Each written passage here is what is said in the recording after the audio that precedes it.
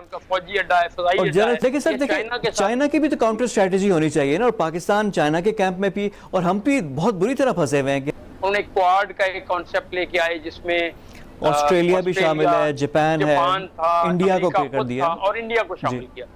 और इंडिया को अमेरिका ने खुद भी और इसराइल के थ्रू भी बहुत सारी टेक्नोलॉजीज दी, मिलिट्री टेक्नोलॉजी दी, उसको अपना स्ट्रेटेजिक पार्टनर बना लिया। जनरल साहब, वो जो इंडिया का था ना खित्ते का पुलिसमैन बनने का ख्वाब, वो ख्वाब उसको पूरा होता हुआ नजर आया। इंडिया रशिया के साथ था, अमेरिका के मुखालिफ कैंप में था, तो फिर ये सारी चीजें चेंज हो रही हैं, चेंज हो रही थी और इंडिया को एक अपॉर्चुनिटी मिली। गुफ्तगू करेंगे जो इंडिया और चाइना के माबैन जो अर्ली मई से जो स्कर्मिशेस शुरू हुई हैं, और 15 जून को जब ऑल हेल ब्रोक लूज, और ये लड़ाई हुई थी लाठियों और पत्थरों के हिसाब से। तो इस सारी चीज़ का बैकग्राउंड जनरल साहब से जानेंगे, और पाकिस्तान के लिए क्या इम्प्लीकेशंस हैं इसकी। जनरल साहब, टू बिगिन विद थोड़ा सा इसके बैकग्राउंड पे जो साइनो इंडिया जो कॉन्फ्लिक्ट है, इसकी रीजंस क्या हैं और स्ट्रेटेजिक इम्पेरेटिव्स दोनों साइड्स की क्या हैं इसमें। जी थैंक यू जी। इसमें सबसे पहली बात यह कि थोड़ा सा इसका परसे मंजर, जिसको पर्सपेक्टिव बोलते हैं ना, या जो इसका कॉन्टेक्स्ट होता है, उसको समझना जरूरी है। कॉन्टेक्स्ट भी दो किस्म का, एक तो है ग्लोबल कॉन्टेक्स्ट और एक थोड़ा सा रीजनल कॉन्टेक्स्ट की हम बात करेंगे। पहले मैं थोड़ा सा रीजनल कॉन्टेक्स्ट को पीछे लेके जाऊंगा। बिफोर पार्टीशन 1947 से पहले, जब ब्रिटिश एम्पायर यहाँ पे थी, उस वक्त ब्रिटिश एम्पायर की बाउंड्री थी चाइना के साथ, और वो बाउंड्री बड़ी लूज सी बाउंड्री थी, उसकी डिमार्केशन नहीं हुई थी, और उसके ऊपर उनके एग्रीमेंट्स आपस में चलते रहते थे और उनका आपस में चल रहा था। लेकिन पार्टीशन के बाद थोड़ी सी सिचुएशन डिफरेंट हो गई। लेकिन मैं भी उसको थोड़ा सा ग्लोबल पर्सपेक्टिव से इसको रिलेट करूंगा। आपको याद होगा कि यूएसएसआर जब खत्म हो गया है, उसके बाद से सर्द जंग खत्म हो गई, तो अमेरिका ने अपनी जो मेन पावर थी, उसमें अपनी पिवट की पॉलिसी के तहत उसको अटलांटिक ओशन से पैसिफिक ओशन की तरफ शिफ्ट किया। एक और बड़ी चीज उसने ये की कि उसने जो रीजनल लोग थे यहाँ पे, रीजनल पावर थी, मसलन उन्होंने क्वाड का एक कॉन्सेप्ट लेके आए जिसमें ऑस्ट्रेलिया भी शामिल है, जापान है, इंडिया को कर दिया और इंडिया को शामिल किया। और साथ ही साथ उन्होंने एशिया पैसिफिक, पहले बोला जाता था लफ्ज ज्यादा, एशिया पैसिफिक उन्होंने इंडो पैसिफिक कर दिया। इसका मतलब ये है कि इंडिया को बीच में शामिल किया जाए, उसमें इंडियन ओशन की जो सारी की सारी इलाका है, और जो साउथ चाइना सी का है, जहाँ पे चाइना के भी डिजाइन्स थे, तो उसको साउथ चाइना में भी इसको कंट्रोल करने के लिए साउथ चाइना सी में भी वो बिल्कुल एरिया उसके अंदर ही आता है, पैसिफिक और इंडियन ओशन के दरमियान में आगे जाके वो साउथ चाइना सी बिल्कुल पैसिफिक में आता है, ठीक है ना जी, वो इसका हिस्सा है एक्चुअली। तो जब उन्होंने ये पावर शुरू की, इंडिया को उन्होंने अपने साथ मिला लिया, और इंडिया को अमेरिका ने खुद भी और इसराइल के थ्रू भी बहुत सारी टेक्नोलॉजीज दी, मिलिट्री टेक्नोलॉजी दी, उसको अपना स्ट्रेटेजिक पार्टनर बना लिया। जनरल साहब, वो जो इंडिया का था ना खित्ते का पुलिसमैन बनने का ख्वाब, वो ख्वाब उसको पूरा होता हुआ नजर आया। हालांकि पहले इंडिया रशिया के साथ था, अमेरिका के मुखालिफ कैंप में था, तो फिर ये सारी चीजें चेंज हो रही हैं, चेंज हो रही थी, और इंडिया को एक अपॉर्चुनिटी मिली चाइना के इसी गार्ड में, चाइना को एज अ थ्रेट पेश करके, या अमेरिका की जो मजबूरी है चाइना को कंटेन करना। लेकिन सर देखिए, चाइना की भी तो काउंटर स्ट्रेटेजी होनी चाहिए ना, और पाकिस्तान चाइना के कैंप में भी, और हम भी बहुत बुरी तरह फंसे हुए हैं। और इंडिया ने अमेरिका के probably eight behest of American, या अपने तौर पे उन्होंने समझा कि एक अपॉर्चुनिटी है, एक तो हम थोड़ा सा चाइना के साथ थोड़ा कुछ करते हैं। आपको याद है 2-3 एरियाज हैं जो कि वहां पे बोन ऑफ कंटेंशन रहे हैं।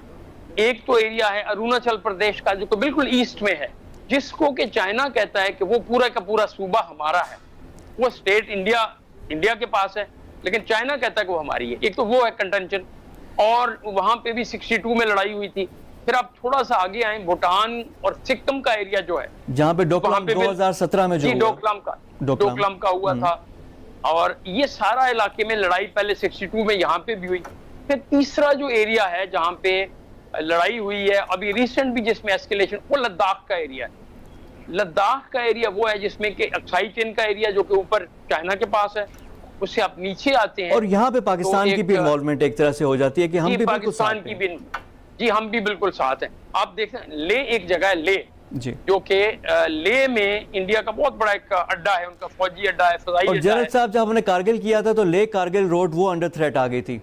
जी वो बिल्कुल आपको याद है, बिल्कुल सही बात है, आपकी बात दुरुस्त है कि उस वक्त ले कारगिल रोड को हमने थ्रेटन किया था जी। अपने फायर से, डायरेक्ट फायर से भी हमने थ्रेटन किया था उस वक्त। तो मैं जो बात कर रहा था कि इंडिया ने क्या किया, इंडिया ने देखा कि अमेरिका के उसके ऊपर शय लेते हुए उन्होंने अपनी पावर को वहां पे कंसोलिडेट करना शुरू किया, बढ़ाना शुरू किया, और उन्होंने ले से लेकर श्योक और आगे एक जगह आती है दौलत बेग ओल्डी जी, ओल्डी, जहाँ पे वो रोड आता है, दौलत बेग ओल्डी रोड जी रोड आता है, जी। वो रोड पहले नहीं थी, उन्होंने ये रोड पिछले 2-1 साल में वो रोड कंप्लीट कर ली। अच्छा, उस दौलत बेग ओल्डी को एक छोटी सी जगह थी, बटालियन माइनस टाइप, वहां पे एक फोर्स होती थी, उसको उन्होंने ब्रिगेड प्लस ब्रिगेड पे ले गया, अभी 2 ब्रिगेड तक की फोर्स वहां पे हो सकती है। फिर ने वहां पे लैंडिंग स्ट्रिप्स भी बनाना शुरू कर दी। चाइना ने जब ये देखा कि यार ये इंडिया तो कोई और गेम खेल रहा है, अमेरिका के कहने के ऊपर या बगैर कहने के ऊपर, वो एक और गेम। और जनरल साहब, यहाँ से जो सीपैक वाला हमारा रूट है वो भी जिस तरह ले कारगिल रोड का, उसका भी काउंटर था ना एक, ये तो हमारे लिए तो स्ट्रेटेजिकली बड़ा इंपॉर्टेंट है इसको रोकना। जी, मैं उसी तरफ ही आ रहा हूँ कि जब चाइना ने देखा कि इंडिया जो है दौलत बेग ओल्डी को स्ट्रेंथन कर रहा है, दौलत बेग ओल्डी से थोड़ा सा आगे कराकरम पास आ जाता है, और कराकरम के पास से इनकी जो मेन रोड जो कनेक्ट करती है तिब्बत को और जिनजियांग प्रोविंस को, वो वहीं से गुजर, सिनकियांग या जिनजियांग, या जो भी उसका नाम आजकल बोलते हैं, सिनकियांग पुराना नाम है उसका, तो उसके पास से गुजरती है। और चाइना ने ये फील किया कि प्रोबेबली इंडिया अपने हलीफों के साथ मिलके सी पैक को थ्रेटन कर रहा है, वहां से भी थ्रेटन कर रहा है, और अल्टीमेटली उनका ऑब्जेक्टिव ये भी हो सकता है कि इस सारे की एरिया को पीछे उसका बेस को कंसोलिडेट करके पाकिस्तान के गिलगित बल्तिस्तान के एरिया को भी थ्रेटन किया जाए। तो ये उनका बड़ा एक ऑब्जेक्टिव था इंडिया का, और आगे आ गए वो, वहां पे गलवान वैली तक आ गए। और अच्छा जनरल साहब, ये जो स्क्रमिश इसमें इस्तेमाल नहीं हुआ, सिर्फ पत्थरों का, लाठियों का इस्तेमाल हुआ कुछ, तो ये क्यों? दोनों साइड से है, जंग नहीं चाहती, जंग का खतरा, इसी से मेरा सवाल है कितना ज्यादा है इस इलाके में, इंडिया चाइना का, पाकिस्तान इंडिया का, ये सारा जरा कॉन्टेक्स्ट जरा समझाएं, हमें एक्सप्लेन करें। जी, मैं सिर्फ एक मुआहदा हुआ था इंडिया और चाइना का, मेरे ख्याल में 93 में हुआ था वो मुआहदा, जिसमें उन्होंने कहा था कि हम एक दूसरे के खिलाफ फायर आर्म्स नहीं यूज करेंगे, कुछ उसकी उन्होंने SOPs बना ली, तो वो उसके ज़हन में था। आके आराम से ऑक्यूपाई कर ली सारी वो जो जगह थी, बड़ी हाइट से ऑक्यूपाई कर ली गलवान वैली के अंदर, उन्होंने भी फायर कोई नहीं किया। इंडियंस ने भी ये समझा कि अभी हमने फायर नहीं करना। अब बड़ी स्ट्रेंज सी बात है कि इंडियन एक अच्छी खासी फोर्स लेके, जिसमें उनके एक कर्नल साहब की डेथ हुई, ये 16 बिहार रेजिमेंट थी उनकी, वो गई, उसके साथ 1-2 और बटालियन के लोग थे, इन्होंने बगैर आर्म्स और एमुनिशन के ये लोग गए हैं। चाइनीज ने ये समझा कि ये हमें यहाँ से हमें अपरूट करने आ रहे हैं, हमें यहाँ से निकालने आ रहे हैं, तो वहां पे लड़ाई हुई है इनकी बगैर आर्म्स के, यानी डंडे, लाठी, सोटे जिसको बोलते हैं, उनसे, पत्थर, उनसे लड़ाई हुई है।